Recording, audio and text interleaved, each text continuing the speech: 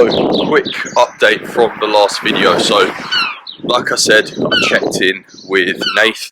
Wasn't expecting any changes to the plan because we didn't move on scales at all, and I wasn't really looking much leaner. Well, I was across the upper line, but I was just holding on to a little bit of water around that midsection.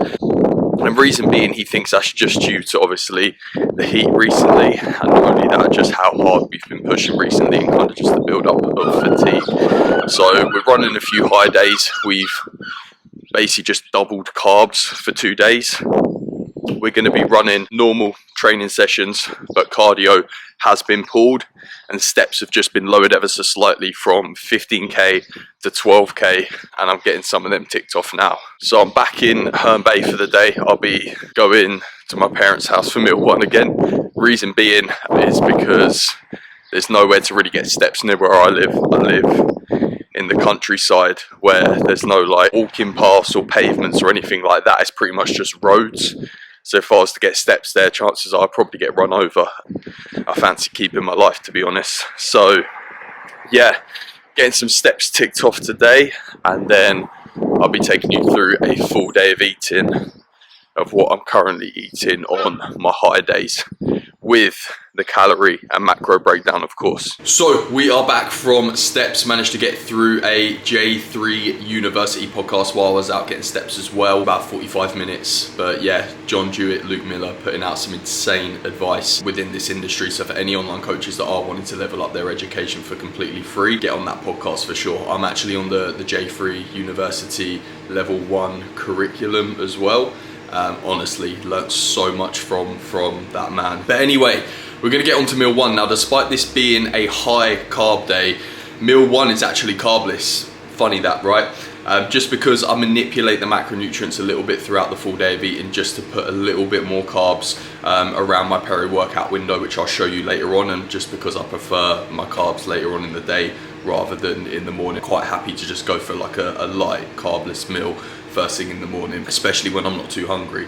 So yeah. First meal, as you've probably guessed, we have got 2 turkey rashers, the Mattison's one, lightly smoked. These are the best turkey rashers, hands down. I'll be having 2 eggs here and then 6 egg whites, which is around about 200 milliliters of egg whites. And I'll kind of just turn that into an omelette, and I'll throw the turkey rashers on top of some veg. So yeah, that is meal one. Gonna sit down and watch something enjoyable while eating that, and then I'll be off home because we've got a team meeting this morning around 11 a.m, just a weekly roundup with the boys. And then yeah, I'll be on to check-ins for most of the day, to be honest, and then onto the pre-workout meal, which I'll be sure to show you that.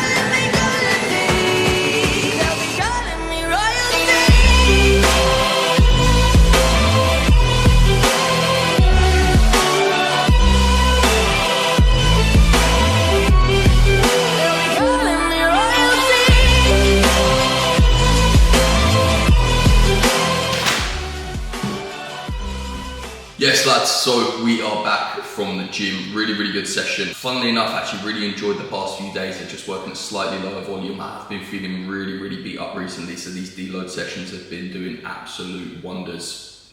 Been in and out of the gym within like half an hour, 45 minutes. It's been fucking amazing, especially in this heat. Anyway, we're here now for the post-workout meal, which is pretty much what you saw in the last video, just a little bit more. So we've got 125 grams of core in here, obviously complete strength caramel biscuit flavour, absolute goat as I mentioned earlier, and then 40 grams of bulk vegan choc peanut whey, again goat flavour. If you're not having vegan whey, you're missing out, I'm telling you now. And then just to kind of boost the flavour a little bit, we added in some chocolate, bulk, sugar-free, 0 calorie flavour drops. So yeah, that's the post-workout meal. Gonna let this cool down for a bit because it's been in the microwave for quite a long time. As you can imagine, 125 grams of core with a lot of water volume to try and boost the overall volume of the meal up takes quite a long time in the microwave, so I'm gonna let this cool down, take this up to my office, eat that, and then crack on with check-ins for the rest of this evening, and I'll see you at the next meal. Yes lads, so we're here with the last meal. We have 170 grams of chicken breast here, just put on top of some veggies, some spinach, mushrooms and onions. We did have this exact same meal earlier with 170 grams of lean steak mince, but that was just a completely carbless meal. Didn't show you that one because I thought I could just kind of tell you that I had this earlier after the post-workout meal rather than just pretty much show you two of the same meal. And then with this meal as well, we do have 80 grams of cream of rice. Now, we are technically meant to have a large amount of potato with this meal and what would have been the meal before this, the steak mince. But again, I just kind of manipulate the plan from what my coach gives me and just kind of adding more cream of rice. I just feel like it digests a little bit better. I enjoy the taste of it a little bit more. I get a little bit more food volume. He allows me to do that.